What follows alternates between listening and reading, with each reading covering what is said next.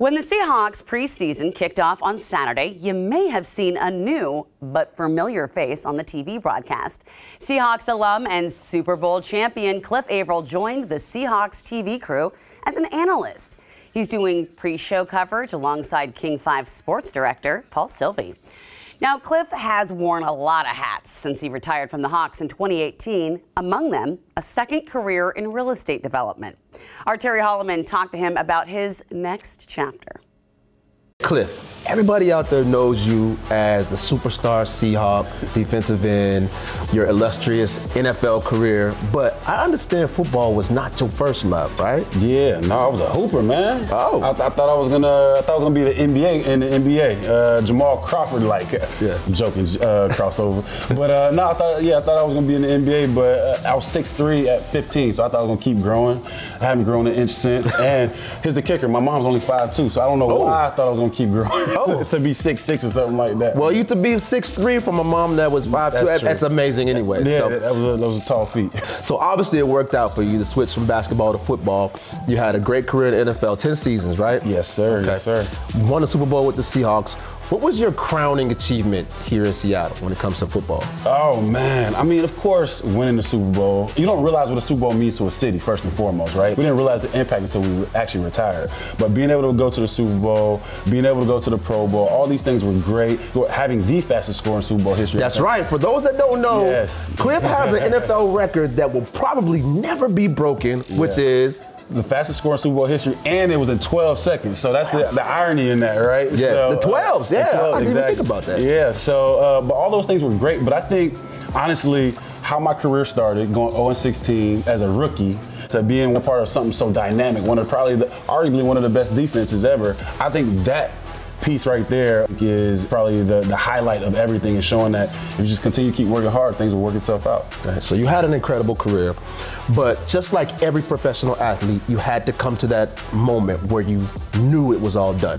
What was that like? What was that decision like, and what did you feel like? You know, I knew right around year 6, year 7, where I know I didn't have another 7 years left in me. So I started kind of preparing, started kind of taking courses that the NFL provided, whether it be financial courses, real estate courses, accounting courses, whatever it may be. I started taking those courses because I just knew I didn't have that many more years left in me. So when I got the call from the doctor stating that, hey, you probably should retire because of your neck injury, you know, it's kind of reality at that moment. But I also was kind of prepared for it, you know. And I'm very much an optimistic person too. So I looked at it like, well, this injury could have happened year 1 where I wouldn't have had a 10-year run. So I'm blessed and fortunate enough to have played 10 years. I've got to see every side of the NFL, literally every side of the NFL. Lost the games, won a Super Bowl, lost a Super Bowl, Pro Bowl, franchise player. Like, I've seen literally every side of the NFL. So what can I be mad at? And I can walk off and be healthy. It was what it was at the moment, but it's definitely a hard decision to say, hey, I'm going to hang these up and try to figure out what the next route is. Yeah, so you decided to hang it up. You said you took the classes, the courses, you explored a lot of options, and then you moved on to the next big thing. You're in the construction business, real estate business. Tell me about that, how you got involved in that. So when I was playing, you know, our locker room was different, right? Of course, we had Marshawn and Michael Bennett, all these guys. But like, although we see those guys as football players, you know, we would sit in our player development, Mo Kelly's office, and talk about investments, talk about real estate, talk about all these different things. And so when I first got here, Marshawn actually put me on game with, hey man, like, you should start looking at some of these syndications, which is a form of investing in real estate. So I started doing that. So I was investing in syndications and different funds like that.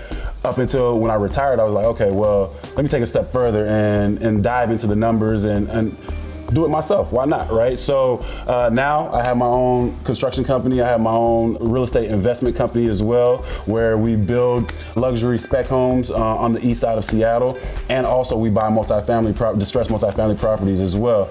And for me, real estate is a legacy play. I've been blessed to meet quite a few different people here in the city of Seattle that are doing some really cool stuff. You know what I mean? Some of these people write the NFL players' checks, you know what I mean? So you get to meet some of these guys, and all of them own real estate. And I kept asking myself, why? What was the reason behind that?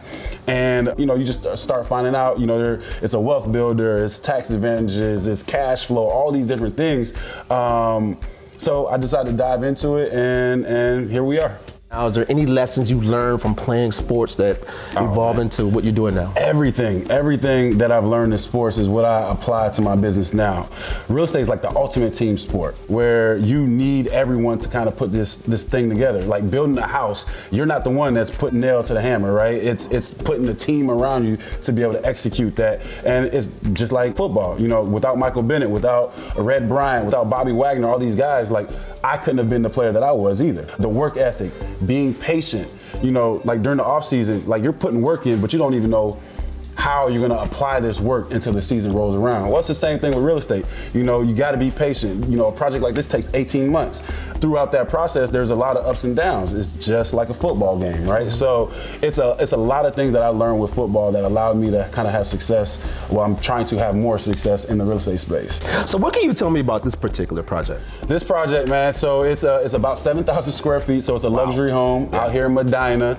It's fun. One, I think the coolest thing about building spec homes is you come up with a concept in your head, you get with some engineers and architects, and then 12 months later, you actually see this thing is built up. So it's like real live Legos. Yes. Like, you know what I mean? Like it's real. Yeah. So I think it's really cool, but we have our own touches that we like to put in homes, whether it's the high ceilings, 10-foot ceilings, 20-foot ceilings in the entryway, but we're big on natural light. So you'll see a lot of windows in the house. With a big house like this, we're still thinking about being efficient on the electricity part of it, right? So that's why the natural light I think is huge. You know, 5 bedrooms, 5.5 bath, has a gym, has a sauna. So it's kind of like a one-stop stop for a family. They really don't have to leave unless they want to go get groceries or whatever. We're big on just making sure that it feels like a home. Although it's huge, it feels like a home for a big family. So when you come around and you see the guys work on these houses or the clients that are going to purchase these houses, do they ever look and go, oh my gosh, that's Cliff Avril? Yes, I do get that, but I used to get that a lot more, but the team that we use, it's the same people we use on every project now. So everybody's kind of used to seeing me around and all that good stuff. But when I first got started, yeah, a lot of those guys were like, I think you're, you know, kind of asking questions and wanting to take pictures and different things. Now everybody's kind of we all partners, we all friends. So the shock isn't there as much. You have kids, you have a family. They obviously got a chance to watch you play football and do your thing on the field. Do they get a chance to come and see this side of dad? Like, do they get exposed to the real estate and construction business? Most definitely, because it's not something I was exposed to as a kid, right? And this is something that one, I need my kids to see me get up and go to work every day. I don't want them to have this false narrative of thinking like you can have success by just sitting around and doing nothing, right? So that's one piece of it. But then two, real estate is something I can give them at some point, right? I can pass this business on to them at some point if they don't become an athlete, if they don't become the next doctor, lawyer, whatever it may be, but this is something I can give to them. So I think it's extremely important for them to come to the site. They're seeing the process. I was having a conversation with my oldest son. I give him the blueprints to all our properties, and when he walks through them, he's like, oh, okay, I remember seeing this. You know what I mean? Like, just those types of moments I think will go a long way later on in life. I built this business out for my family. I want to teach my mom as an example. I have other investors, but my mom's an investor with me as well. And she gets these quarterly checks, these distributions. Cash flow to me is like one of the #1 things of a sign of kind of building wealth, right? My mom's never not worked for $1. Right. So now her money is working for her. And like that concept is new to her and she's 65 years old. Right. So seeing my mom getting excited every quarter, like, hey, I'm getting these checks. And I didn't have to go to work. I didn't have to clock in for this.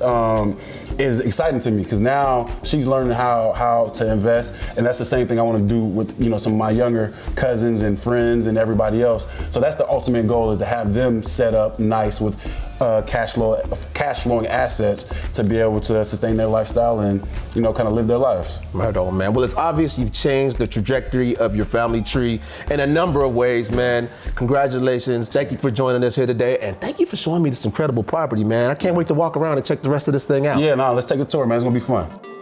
I want a tour too. Thanks so much to Terry and Cliff, two truly outstanding members of our community.